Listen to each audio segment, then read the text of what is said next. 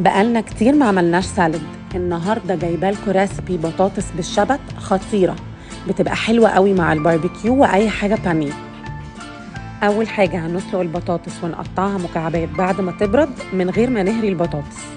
هنحتاج كرات وتوم وبصل اخضر او بصل احمر وشبت وخيار مخلل متقطع، وهشيل معلقتين من ميه الخيار المخلل ومايونيز وعصير ليمون وعسل ومستردة.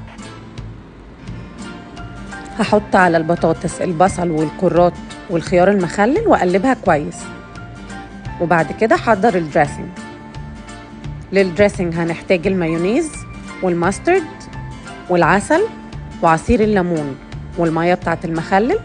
هحط الثوم، واخر حاجه هحط الشبت، وهظبط الملح والفلفل واقلب الدريسنج كويس.